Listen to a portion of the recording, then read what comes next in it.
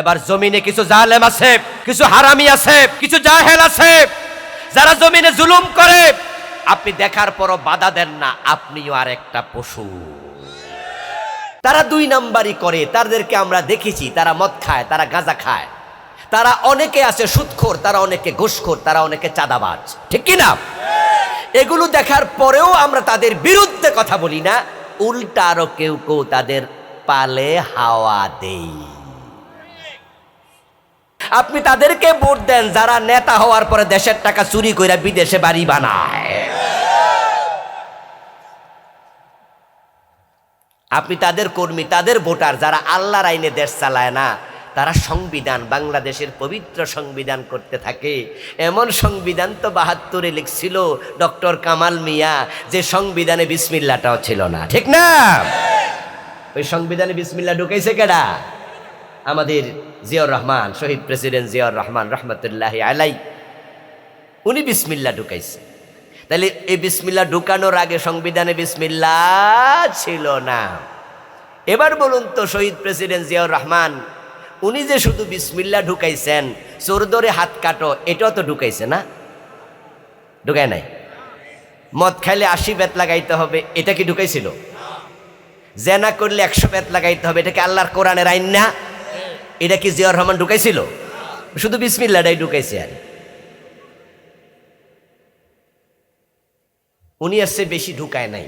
কেন ঢুকায় নাই? উনার জবাব আল্লাহর কাছে উনি দেবে, কিন্তু বিসমিল্লাহটা ঢুকাইছে। আর উনার আগে যারা ছিল হেরা বিসমিল্লাহ ৫৪ বছর এইটা দিয়ে চলতেছে। আল্লাহর খলিফা যদি তুমি হও, এই জমিনে খলিফারা বেঁচে থাকতে ব্রিটিশ আইনে বাংলাদেশ চলতে পারে না। আমরা কার গোলাম? কার গোলাম? তাহলে গোলাম তাইলে আল্লাহর আইন না মাইনা কি গোলামি থাকে? আওয়াজ দিয়ে বলুন, যদি আমরা আল্লাহর গোলাম হই, কার আইন মানবো? জমিন কার? আমরা কার? আইন চলবে কার? আল্লাহর আইন চলে না, ব্রিটিশ আইন চলে। তো ব্রিটিশ আইন চললে আল্লাহর গোলাম কেমনে? তুমি তো ব্রিটিশের গোলাম। চিন্তার মাঝে পরিবর্তন আনো দোস্ত। এই জন্য আলহামদুলিল্লাহ আমরা কিছু মানুষ আছি যারা আমরা গত ১৭ বছরে এত জুলুমের কালেও আল্লাহর গোলামির কথাই বলেছি, আল্লাহর আইনের কথাই বলেছি, যার কারণে তো মনোহর দিয়ে আসতে পারি নাই, ঠিক না? এই যে আমি আধা ঘন্টা ১ ঘন্টা ওয়াজ করে নিলাম, আমার বাপের কথা একবার কইছি, আমার দাদার কথা কইছি। তো গত ১৫ বছর যাইতে দিলা না, ১২-১৪ বছর আল্লাহর কথাই তো কইতাম, কারণ তারা আল্লাহর কথা বলা পছন্দ করতো না। আমার এই শরীফ ভাই আমার মাহফিল নিছে ২ বার নিছে। একবার তো মনে ফ্যান্ডেলও করে লেছিলেন নাকি? ফ্যান্ডেল বানালাইছে, তাও দেয় নাই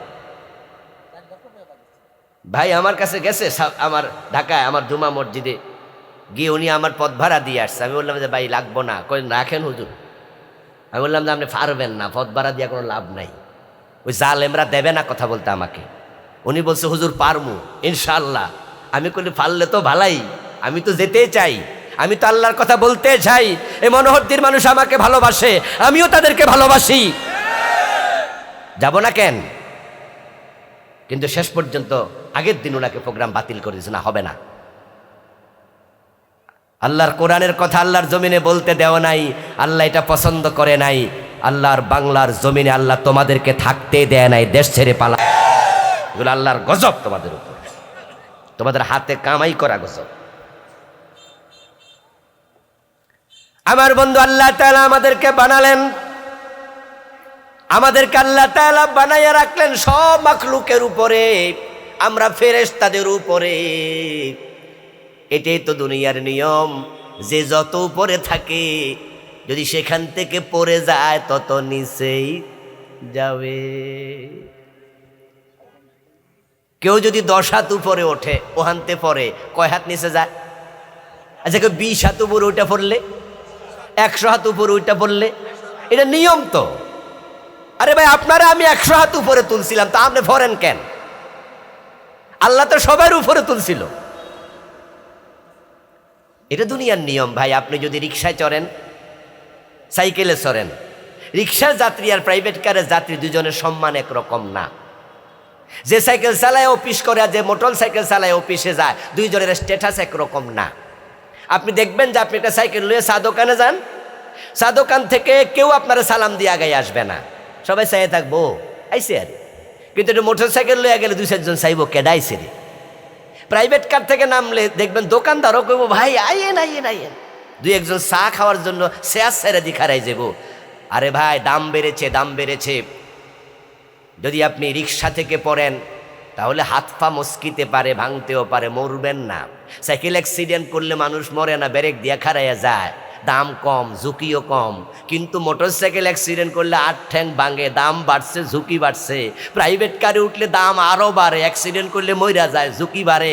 আর বিমান যদি কেউ নিজে কিনে তাহলে তো সারছে কাম, পার্সোনাল হেলিকপ্টার আছে, আর মরলে লাশও পাওয়া যায় না, ফুইরা ছাই হইয়া যায়।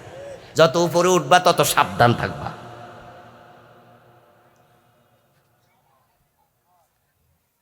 আমরা গ্রামের মানুষ, আমরা সকালবেলা ফান্তাবাদ খাওয়ার অভ্যাস আছে না কারো কারো? আছে। আমরা সকালবেলায় ফান্তাবাদ খাইয়া কাজে কর্মে যাই। তখন ফান্তাবাতের চাল, ওটার দাম কত? 35 টাকা কেজি, 40 টাকা, 50 টাকা কেজি। সকালবেলা ওইটা আপনার বউ দেখলো পান্তাবাতে কিছুটা হালকা গন্ধ গন্ধ লাগে, কলে নেবে, 3-4টা বার পানি দিয়া ধোয়া দেবে, গন্ধ শেষ, লবণ মরিচ দিয়া সুন্দর করে খাওয়া যায়। পান্তাবাতের চাল 12 বার ধুইলে আস্তে করে ভাতের গন্ধ চলে যায়, কারণ তার দাম তো চাইলের কেজি 40। কিন্তু বিরিয়ানি অথবা পোলাও যদি পয়সা যায়, বিরিয়ানি ফসলি কি দুইয়া খাওয়া যায়নি? কারণ এর কেজির দাম 95 টাকা। চাইলের দাম বেশি না, দামি জিনিস তো পচলে আর খাওয়া যাবে না।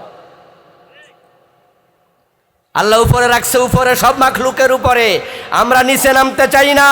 এজন্যই তো আমরা বলি আল্লাহ ছাড়া কারো আইন মানি না, মানতে পারি না। আমরা আল্লাহর খলিফা, আল্লাহর খেলাফতে বাংলাদেশ চলা লাগবে।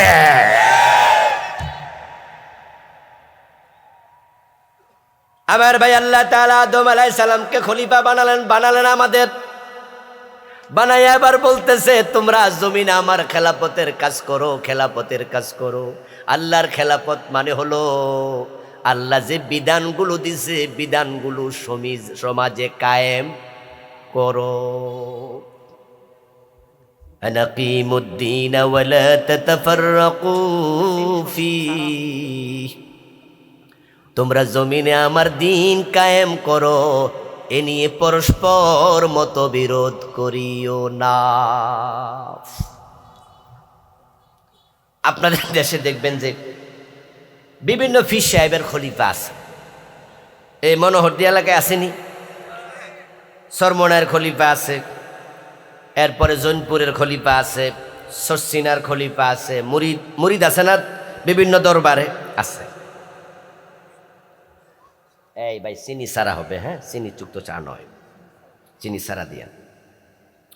আপনি দেখবেন যে যারা মাইজ ভান্ডারের খলিফা, তাদের ঘরে ঢোল থাকে, তবলা থাকে, কারণ মাইজ ভান্ডার শরীফে ঢোল তবলা আছে না নাই? তো ফির হয় যেমন, খলিফা হয় তেমন। আচ্ছা সরসিনা গেলে ওখানে কি ঢোল তবলা পাওয়া যায়? সরমনে পাওয়া যায়? কারণ সরমনায় ফিরের বাড়ি তো ঢোল নাই, মুরিদের বাড়িতেও ঢোল নাই। যে ফির 5 কল্লি টুপি মাথায় দেয়, দেখবেন তার মুরিদেরাও 5 কল্লি টুপি মাথায় দেয়। এটাই নিয়ম। খলিফার সাথে পীরের সাথে মুরিদের মিল থাকে, কাজের মিল থাকে। যেই দরবারে লাফাইয়া লাফাইয়া জিকির করে, ওই দরবারের খলিফা এবং তার মুরিদরাও লাফাইয়া লাফাইয়া জিকির করে। সসিনার যারা মুরিদ, দেখবেন যে তারা আমাদের মতো কলারওয়ালা জামা গায়ে দেয় না, নর্মালি কলারবিহীন, এবং এখানে একটা এরকম করে থাকে।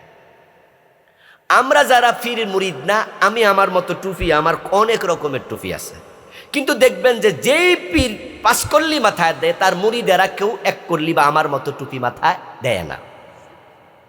খলিফারা ফিরকে অনুসরণ করে। এবার চিৎকার করে বলুন তো, যদি দুনিয়ার ফিরকে তার খলিফা এত মানে, আমরা যে আল্লাহর খলিফা, তার আইন জমিনে মানা দরকার আছে না নাই? কিন্তু জমিনে কি আল্লাহর খেলাফত চলছে? আহা, ইসলাম সে তো পরশমানিক, তারে কে পেয়েছে খুঁজি, পরশে তাহার শোনা হলো যারা, তাদেরই মোরা বুঝি। কুনতুম খায়রা উম্মাতিন উখরিজাত লিন্নাস তা'মুরুনা বিল মা'রুফি ওয়া তানহাউনা আনিল মুনকার। আল্লাহ বলে, তোমরা সৃষ্টির মাঝে সেরা, আমি তোমাদেরকে খেলাফতের দায়িত্ব দিলাম। সেটা হলো তোমরা সৎ কাজের আদেশ করো, যেখানে অন্যায় দেখো সেখানে প্রতিবাদ করো। এটা আল্লাহ বলছে আমাদেরকে খলিফা হিসেবে তার দেয়া দায়িত্ব। এখন আমরা কি করলাম? আমরা আলহামদুলিল্লাহ সৎ কাজ মোটামুটি করি, কিন্তু অসৎ কাজ দেখলে আমরা বাধা দিতে অনেকে চাই না, আমরা এড়াইয়া যাই। ৫৪টা বছর যারা দেশ চালাইলো, তারা আল্লাহর আইনে কেউ চালাইলো না, বরং তাদেরকে আমরা দেখি দেশের টাকা বিদেশে পাচার করে। তারা আঙ্গুল ফুল এক একজন কলা গাছ না, এখন হয় বট গাছ, তাল গাছ। তারা ২ নাম্বারই করে, তাদেরকে আমরা দেখেছি। তারা মদ খায়, তারা গাঁজা খায়, তারা অনেকে আছে সুদখোর, তারা অনেকে ঘুষখোর, তারা অনেকে চাঁদাবাজ, ঠিক কি না? এগুলো দেখার পরেও আমরা তাদের বিরুদ্ধে কথা বলি না, উল্টা আরো কেউ কেউ তাদের পালে হাওয়া দেই।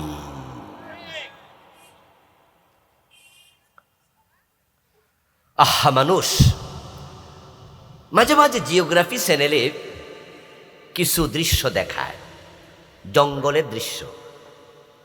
দেখবেন যে একটা হরিণকে ২-৩টা বাঘে মিলে তারা পিছন দিয়ে দাওয়া করছে, দৌড়াচ্ছে। হরিণের ওজন হলো 10 কেজি, 12 কেজি ওজন, 15-20 কেজি, 30 কেজি। এর চেয়ে বড় হরিণ আছে খুব কম। প্রায় গুলো দেখবেন ছাগলের চেয়ে একটু বড়, ঠিক না ভাই? হরিণের সাইজে নরমালি ছাগলের চেয়ে একটু বড় হয়। এক একটা বাঘের ওজন তো 3 মণ 4 মণও আছে। আচ্ছা, 4-5টা বাঘে মিললে একটা হরিণ দেখাইলে বাঘে কদ্দূর পড়ব? প্রত্যেকটার বাঘে কটুকু পড়ব, 2 কেজি তো পড়ব। কিন্তু দেখবেন যে 5টা বাঘ, 7টা বাঘ, 10টা বাঘ একটা হরিণকে দৌড়াচ্ছে দৌড়াচ্ছে দৌড়াচ্ছে। যে কয়টা বাঘ সামনে পায় সবাই শুধু দৌড়ায়। আচ্ছা, 2-1টা বাঘকে একটু প্রতিরোধ করতে পারে না জঙ্গল থেকে বাইর হইয়া, যে আরে ছোট্ট একটা প্রাণী, ওরা আর দৌড়াইস না, একটু থামতো? একটা বাঘও এটা করে না, কারণ তারা পশু, তাদের বুঝ নাই।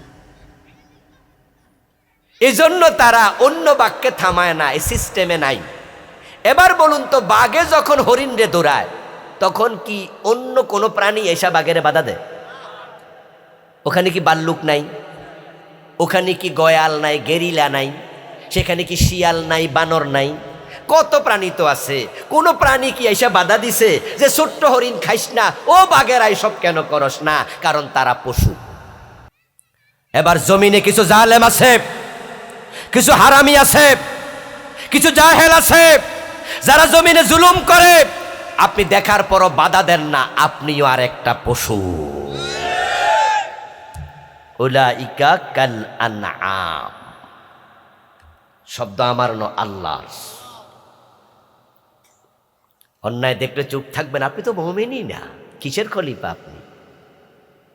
মানুষ মানে খলিফা নয়, খেলাফত যে মানে সে খলিফা। কারণ যে ফেরাউন, সেও কিন্তু আদমের সন্তান, সে কি খলিফা হইছে? নমরুদ কি খলিফা হইছে?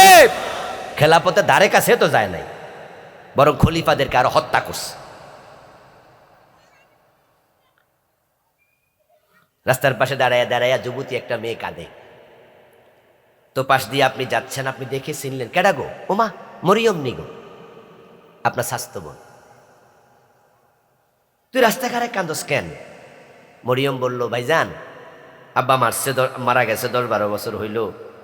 এখন আপনার বোন জামাই আমারে কইছে যে ছেলেরে একটু বিদেশ পাঠামো, তোমার যে জমিটা পাওনা আছে তোমার বাইরে কও, বেচে টেচে একটু কিছু টাকা পয়সা দিতে। তো আমি সকালবেলায় আসছিলাম, বাইরে কইলাম যে ভাই, আব্বার জমি তুমিও তো পাও আমিও পাই, তো আমার ভাগটা একটু আমারে দেও। বলার সাথে সাথে আমার ভাই আমারে চোখ রাঙ্গাইয়া এমন গালি গালাস, শেষ পর্যন্ত বলছে তুই বাইর না, ধাক্কাইয়া বাইর করে দেব। ভাই জাগা জমি তো দিলই না, উল্টা বইকে আমার বাইর করে দিছে। এখন যদি বাড়ি যাই, জামাই বইকে আবার বাইর করে দেবো। আমি জামু কই, এই জন্য পথে খাড়ায় খাড়ায় একটু কাইন্দা নিজের একটু হালকা করতেছি। আমি কাঁদতেছি। স্বাস্থ্য ভাই যদি বলতো এটা কি মগের মুল্লুক, তোর বাবার সম্পত্তি তুই ফাস, তোর ভাইও পায়, তো তোর ভাই তোর জমি দিব না কেন দেব না, চল আমি জিগাই, যদি না দে 2-4 জনকে লইয়া যামু, এলাকার মেম্বার চেয়ারম্যানরে লইয়া যামু, তাহলে হয়তো আপনি অন্যায় প্রতিরোধকারী। এটা খলিফার দায়িত্ব। তা'মুরুনা বিল মারুফ ওয়া তানহাউনা আনিল মুনকার। কিন্তু আপনি স্বাস্থ্য ভাই, আপনি মনে মনে কি বললেন, এই বেডির লেগে আমি আমার স্বাস্থ্য ভাইয়ের লগে ঝগড়া কইরা শত্রু অমুকেন। এই জন্য আপনি মনে মনে নিজের বুঝাইলেন, যা হেরা ভাই বোনের ব্যাপার, আমি নাক গলানো দরকার। এই অন্যায় দেখার পরও তুমি চুপ, আস্তে করে তুমি চলে গেলে। যাওয়ার সময় বলে গেলে, মার পেটের ভাই জমি দেয় না, ও মারিয়াম আমার কি করার আছে বল বোন, আমি গেলাম। মিনিট 2 পরে এলাকার মেম্বার সাহেব যাচ্ছে এখান দিয়া, ইনিও মেয়েটাকে চিনে, পাশের বাড়ির মেম্বার।